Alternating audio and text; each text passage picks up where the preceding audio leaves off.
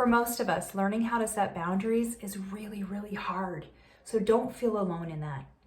But one of the things that really keep us from setting and maintaining healthy boundaries is some of the myths or narratives that we may have carried our entire lives around setting boundaries. And that's what I want to address today. And the first one is that boundaries are selfish. And the truth to that is that boundaries are not selfish. Boundaries are actually very loving towards yourself and loving towards those around you.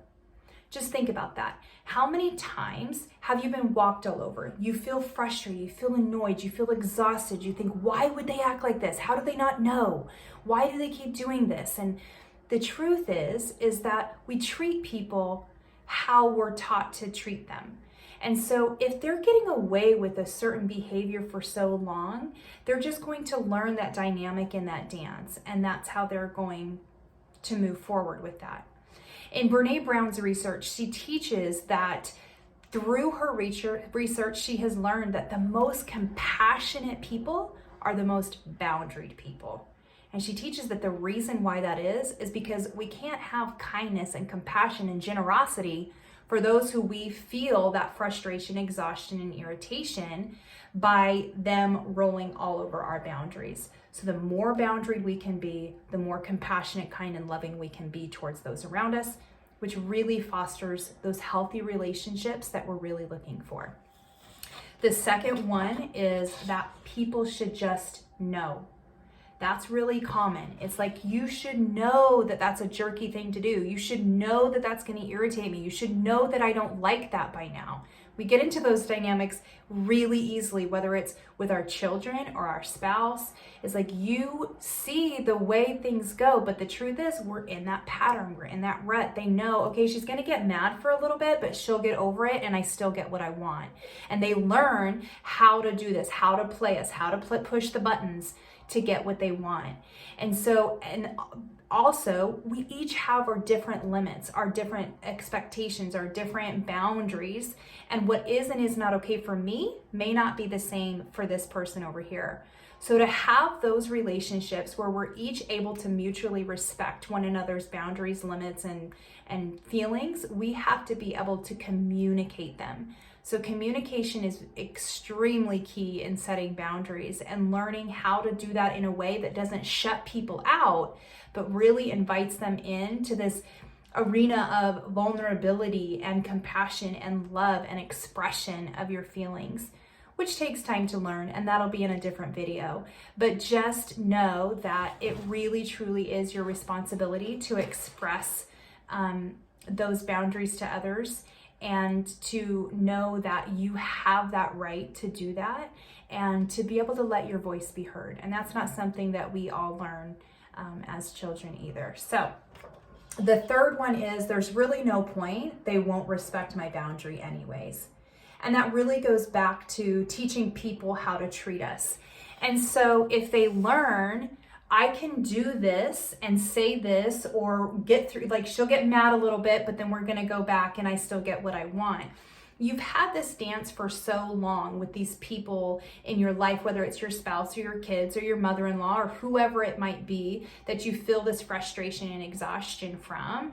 And so they know that dance too. So when you come out here and you say, you know what, we're going to change the rules of the game, and this is not how we're going to interact anymore, and I'm choosing to allow XYZ in my life and not these other things that we've been doing for so long.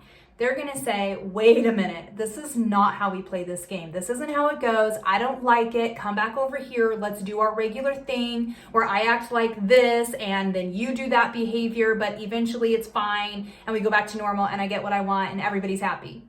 And you're saying, I'm not happy doing that anymore. So they're going to continue to try to pull you in. So that pushback, that idea of, they're not going to respect it anyways, they're always going to push back on it to try to pull you back into the same dance. So again, it's where that communication comes back in, and you just continue to communicate what this new standard of the relationship is, because that's what you need in order to feel whatever that may be, to feel heard, to feel valued, to feel loved, to feel connected. And so as you're setting this new rules of engagement for your relationship, you can almost every single time expect that pushback. But the longer and the better you get at communicating those things, the more they'll say, oh, okay, I can learn how to do this and we can learn to dance differently. And then you may have those few people in your life that say, I'm absolutely not willing to do the dance differently. And you say, well, I'm still gonna stay over here. If you wanna join me over here, if you can, you can. If you don't, then that's your choice and you're choosing to dance somewhere else.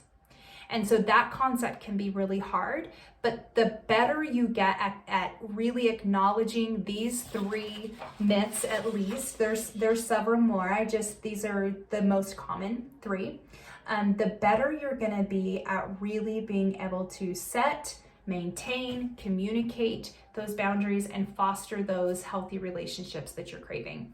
I hope this helps. I'd love to hear some of the other narratives that maybe you have around boundaries. If you leave it down in the comments below, I always read them. So I would appreciate and be excited to hear your feedback on that. You can also come over and check out the private Facebook group. That really is for those who have experienced betrayal trauma within their marriage or otherwise. And that is Live Like You Matter, Healing from Betrayal Trauma. Instagram is at Onita Offield, and I have a website, onitaoffield.com, and I offer free discovery calls for those who are interested in just checking out coaching and seeing what that's all about and how I can help you. We address many things, including boundaries. That's a big one. But I look forward to connecting with you. I hope you have an awesome week, and let me know how this video was helpful for you, and I look forward to connecting with you. Bye-bye.